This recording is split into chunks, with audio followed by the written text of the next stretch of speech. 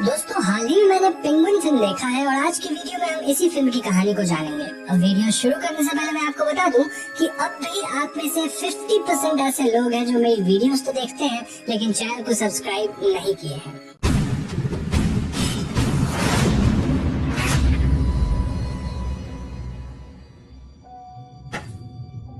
तो फिल्म के opening scene में हम एक आदमी को देखते हैं जो कि चार्ली चैपलिन का मास्क लगाए हुए था। यहाँ वो एक बच्चे को बेरहमी से मारकर उसकी लाश को बैग में लेकर सामने की एक लेक की तरफ बढ़ता है और धीरे धीरे उस लेक के अंदर ही डूब जाता है। इसी के साथ रिदम नामक लड़की की आंख खुलती है और हमें पता चलता है कि ये सब बस रिदम का नाइटमेयर था। इसके बाद हमें रिदम के फैमिली मेंबर्स वगैरह से इंट्रोड्यूस कराया जाता है, जहाँ हमें पता चलता है कि रिदम का गौतम नाम का हस्बैंड है, देन भावना और एबी नाम की दो बेस्ट फ्रेंड्स हैं एंड साइरस नाम का एक पेट डॉग है। रिदम फिलहाल प्रेग्नेंट है और अभी उसका 7वां महीना चल रहा है। रूटीन चेकअप के लिए आज वो हॉस्पिटल आती है और यहाँ बैठे बैठे वो 6 साल पहले की बात को याद करने लगती है और यहाँ से मूवी की कहानी फ्लैशबैक में 6 साल पहले जाती है। यहाँ हमें पता चलता है कि 6 साल पहले रिदम का अजय नाम का एक बच्चा हुआ करता था और रिदम अपने बेटे को एक पेंगुइन की स्टोरी सुना रही थी कि तभी यहाँ रिदम का पहला हस्बैंड रघु आता है और उसे बताता है कि उसकी बेस्ट फ्रेंड भावना के फादर की मौत हो गई है। वो दोनों भावना के घर जाते हैं और भावना से बात करते हैं, लेकिन इसी बीच अजय यहाँ से कहीं गायब हो जाता है। ऐसे में रिदम पैनिक करती है और सभी लोग अजय को ढूंढने लगते हैं। फाइनली अजय घर के ही बाहर एक जगह पर मिल जाता है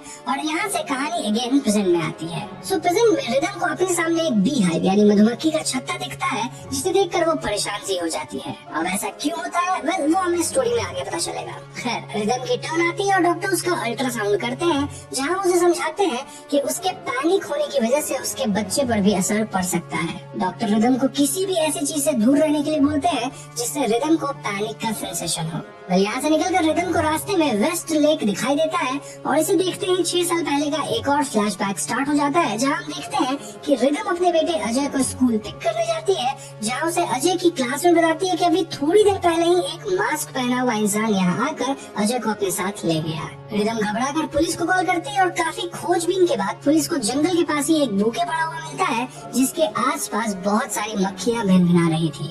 इस बूके के पास लिखा था RIP यानी कि रेस्ट इन पीस। ये सब देखकर रिदम घबरा जाती है और चक्कर खाकर गिर जाती है। एंड सिंस देन रिदम को मक्खियों से एलर्जी है। इसी तरह अजय को ढूंढते हुए 1 साल का समय निकल जाता है और इसी बीच पुलिस और रिदम लगातार अजय को खोजने में लगे हुए थे। रिदम तो खुद डेली अजय के मिसिंग होने के पैम्फलेट्स राह चलते लोगों में बांटा करती थी। इसी तरह एक दिन पुलिस को अजय का कुछ सामान जंगल में मिलता है, जैसे उसके शूज, उसके कोट इत्यादि, और इन सब पे खून लगा हुआ था। इससे इंस्पेक्टर कंक्लूड करता है कि अजय अब इस दुनिया में नहीं है। वो ये बात रिदम को बताता है और इसके बाद रिदम डिप्रेशन में चली जाती है। यहाँ से कहानी वापस प्रेजेंट में आता है, जहाँ हम रिदम को उसी लेक के सामने खड़ा हुआ देखते हैं। हमें पता चलता है कि रिदम यहाँ हर साल आती है इस होप में कि शायद एक दिन उसे अपना बेटा यहीं पे वापस मिल जाए। तभी अचानक रिदम को यहाँ एक वुंडेड मैन दिखता है, जो कि रिदम को देखते ही पैनिक होकर बड़बड़ाने लगता है। वो कुछ इस तरह की बातें कर रहा था, लाइक वो फिर से आ गया, मैंने उसका फेस देख लिया है, मैंने उसे उस बच्चे को किडनैप करते हुए देख लिया है इत्यादि। अब यहाँ ये बंदा कुछ बोल ही रहा था कि तभी एज एन ऑडियंस हम वहाँ दूर पर ही उस मास्क पहने हुए इंसान को देखते हैं,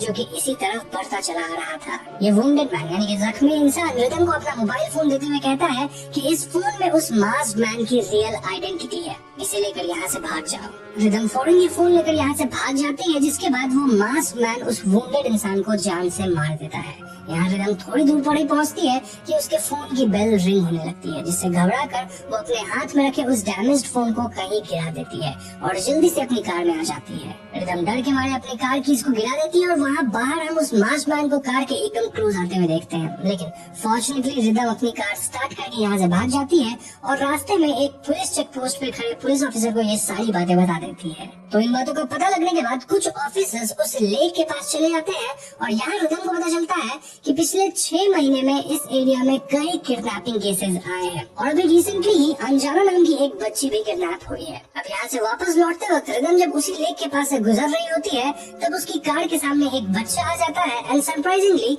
ये उसका अपना ही बेटा अजय था। जी हाँ, ये अजय ही था जो कि आज से 6 साल बाद अपने आप ही वापस आ गया था। खैर अगले सीन में हम रिदम को अजय के साथ हॉस्पिटल में डॉक्टर डेविड के पास देखते हैं, जहाँ डेविड अजय का चेकअप करता है। और वहीं दूसरी तरफ अंजना की मदर यहाँ अजय से बात करने के लिए आई थी ताकि वो अंजना के केस में उससे कुछ हेल्प ले सके। बट ऑब्वियसली अजय अभी शॉक स्टेट में था, तो वो किसी से बात करने की हालत में नहीं था। थोड़ी देर बाद यहाँ रघु यानी अजय के फादर भी आते हैं और डॉक्टर उन दोनों को बताते हैं कि अजय को कई दिनों तक टाई अप करके रखा गया है और उसके साथ जानवरों जैसा बर्ताव किया गया है। अब इतने समय तक टॉर्चर को झेलना प्लस इंसानों से दूर रहने की वजह से अजय सोशलाइज करने से भी डर रहा है। अब यहाँ एक फ्लैशबैक में हम देखते हैं कि जब अजय गायब हुआ था तब रघु ने सारा इल्जाम रिदम पर डाल दिया था।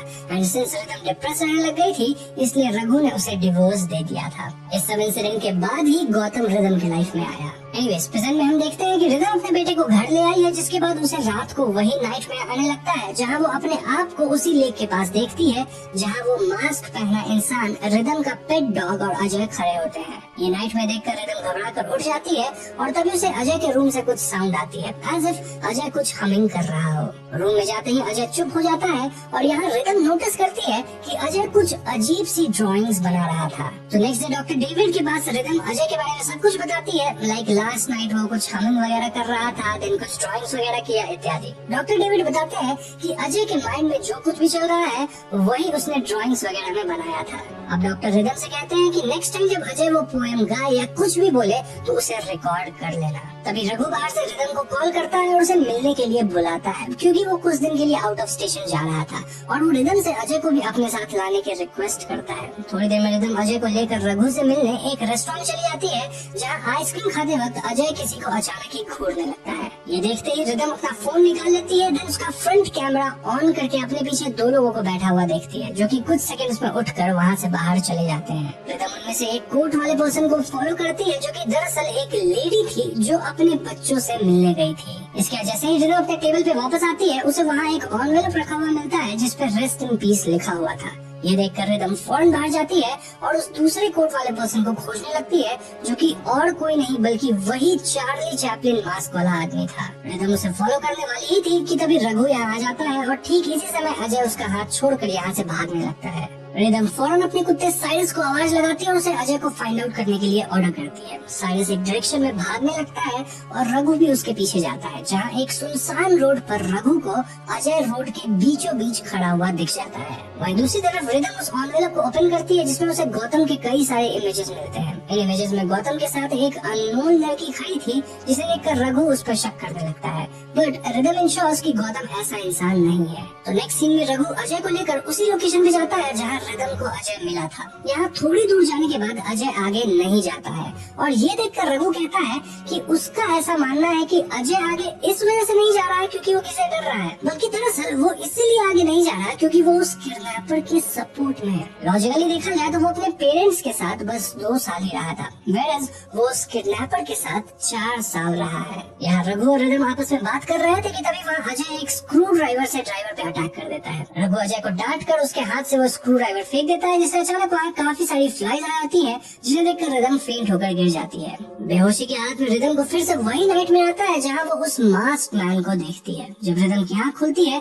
तब वो अपने घर पर सेफली आ चुकी थी। रघु उसे यहाँ लेकर आया था ना। उसी रात अजय अपने हाथ में एक ग्लास पीस लेकर रिदम को जान से मारने आता है, लेकिन ये बस रिदम का एक बुरा सपना था। वो नींद से उठती है और उसे अजय के रूम से फिर से कुछ साउंड्स आती है। रूम में जाने पर वो देखती है कि अजय टीवी को घूर रहा था, जो कि ऑन भी नहीं था। तभी रिदम की सांसें अटक जाती है जब वो देखती है कि विंडो पे वही मास्क पहना हुआ इंसान खड़ा था और उसकी रिफ्लेक्शन यहाँ टीवी पे आ रही थी, इसीलिए अजय इसे घूरे जा रहा था। ऐसा सिचुएशन में रिदम रूम में ही छिप जाती है। वो मास्क इंसान अंदर एंटर करता है और अजय से इशारे में कुछ बात करने लगता है। मौका देखकर रिदम उस पर अटैक कर देती है, जिससे उसका मास्क गिर जाता है, लेकिन वो जल्दी यहाँ से भाग जाता है और रिदम उसका फेस नहीं देख पाती। रिदम ये सारी बातें रघु, डॉक्टर डेविड और बाकी लोगों से शेयर करती है, जैसे अपने फ्रेंड से। और यहाँ रघु एबी से उसके हस्बैंड काथिर के बारे में पूछता है, जिसपे एबी बताती है कि काथिर किसी बिजनेस ट्रिप पर गया है। नेक्स्ट डे जब रिदम और गौतम डॉक्टर से मिलने के लिए जा रहे होते हैं, तब उन्हें अंजाना की मदर बेहोश मिलती है। गौतम अंजाना की मदर को हॉस्पिटल जाने लगता है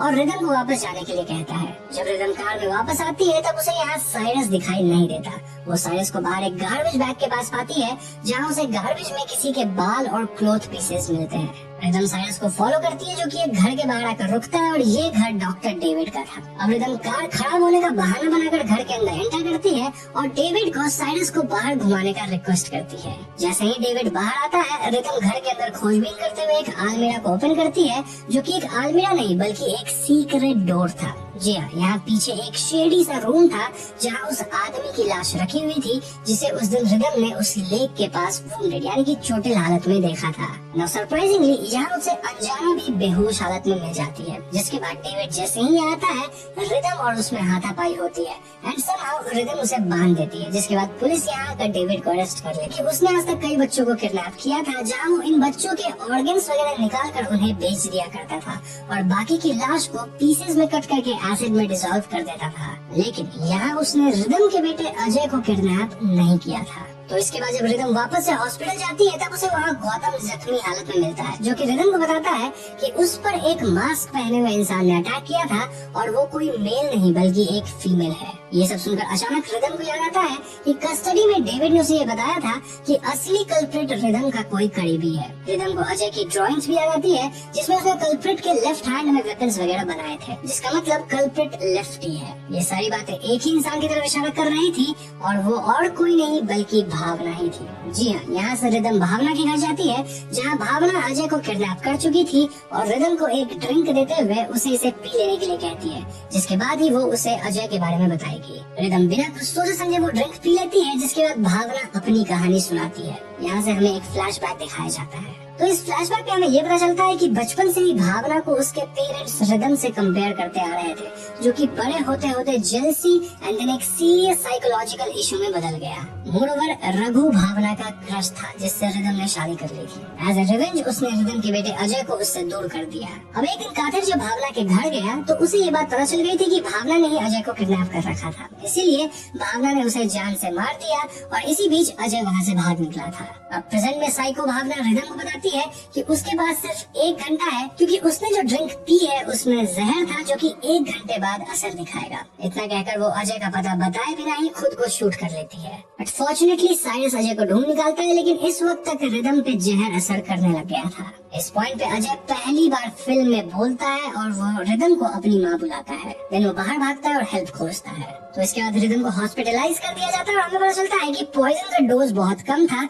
जिससे रिदम और उसके पेट में पल रहा बच्चा दोनों ही सेफ है। अजय भी अब धीरे धीरे नॉर्मल हो रहा था, यानी बच्चे की तरह प्लेफुल हो गया था। इस पॉइंट पे रिदम फाइनली अजय को पेंगुइन वाली स्टोरी कंप्लीट करके बताती है जो कि वो 6 साल पहले अजय को सुनाया करती थी। और इस स्टोरी में हम देख सकते हैं कि रिदम और कोई नहीं बल्कि मदर पेंगुइन को रिप्रेजेंट कर रही है। यहाँ गौतम भी कहता है कि अगर काथिर नहीं होता तो शायद अजय कभी नहीं मिल पाता। साथ ही वो ये भी कहता है कि पता नहीं एबी अपनी लाइफ कैसे जिएगी क्योंकि काथिर तो मर चुका है। बट यहाँ रिदम कहती है कि एबी अकेली नहीं होगी क्योंकि वो प्रेग्नेंट है और वो अपने लाइफ से मूव ऑन कर चुकी है, यानी जो पास्ट में उसके साथ हुआ उससे, और वो अपने बच्चे के साथ आगे फ्यूचर में अपनी जिंदगी बिताएगी। साथ ही रिदम कहती है कि हम सब एबी के सपोर्ट में तो हैं ही। गौतम कहता है कि एक माँ बहुत ही स्पेशल होती है उसके रिलेशनशिप में, लेकिन रिदम कहती है कि ये रिलेशनशिप नहीं एक एटीट्यूड है। ना मूवी के फाइनल सीन में रिदम को बच्चा हो जाता है, जहाँ डॉक्टर कहते हैं कि रिदम काफी लकी है कि उसका बच्चा हो गया, मतलब इतना कुछ हो जाने के बाद भी। लेकिन गौतम कहता है कि नहीं, रिदम लकी नहीं, बच्चा लकी है क्योंकि उसके पास एक ऐसी माँ है जो कि इतनी ब्रेव है और उनमें कोई डर नहीं है। यहीं पे फिल्म खत्म हो जाती है। तो दोस्तों ये थी पेंगुइन फिल्म की कहानी and as you can see इस फिल्म में एक माँ के लव को दिखाया गया है अपने बच्चे के प्रति।